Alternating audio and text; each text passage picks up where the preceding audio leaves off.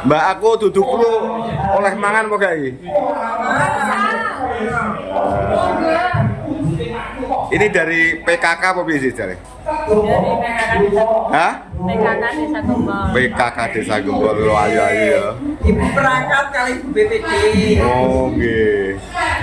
Lah menika nggih PKK. Guru menika puteranipun Kawula.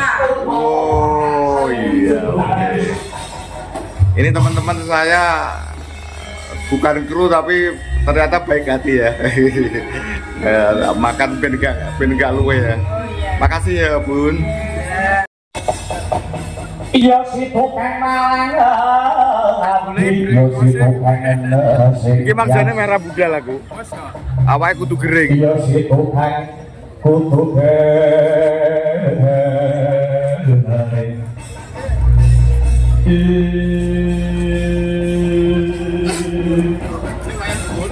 jagat diwo batara ya jagat nangis tunggu diwo serang nabian dikaya apa lan kepriye wong rembukan kuwi luwih becik ditata luwih dhisik yen kepengin yen to pancen kepengin njaluk pambiyantu kelawan panjenengan ulun supaya jeneng kita kulup dewa sami ngantukake wujude kanugrahan ora susah dadak ngantem ngincing marang bapakmu inggih nyuwun pangapunten sedaya kala wali nggih awit saking suruning manah kula kepengin anggaduh kanugrahan maknu toh bali maknune katentreman kala wau durung mulut iya nadyan dikaya apa lan ngriye ana tetembungan anak polah bapa kerajaan tak bali ana tetembungan anak polah bapa kerajaan pun duwe srana juk duh apa madu iya iya tak loro wis padha ndak tampa sakuse jeneng sira kadang-kadangku para Pandhawa padha satata lenggah ana ing Pendhapa Agung Negara Ngamarta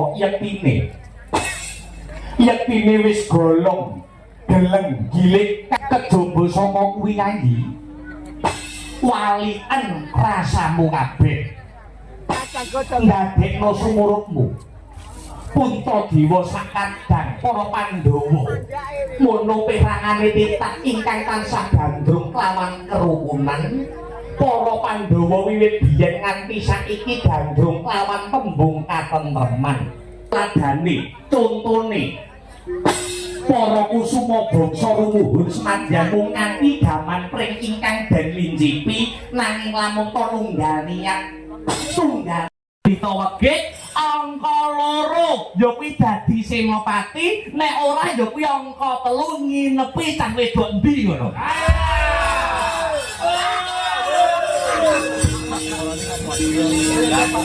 nginepi ning ndi oleh oh ya ya ngono kuwi kabetan ora kena dimereni ngono tenang wong ketrima ora kaya Janaka kuwi tenan kek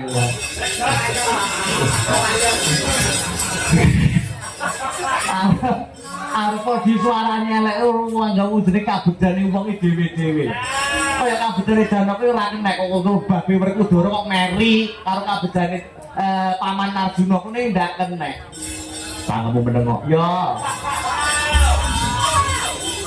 ning Janaka kudune mikir piye aja burung senenge dhewe Ngamarta milagi ruwet Pandhawa tanpa Janaka pigotan Pandhawa tanpa Janaka padha karo sayur tanpa garam sayur tanpa garam eling-eling Pandhawa meneng ibarate ndok sak pekarangan mati siji mati kabeh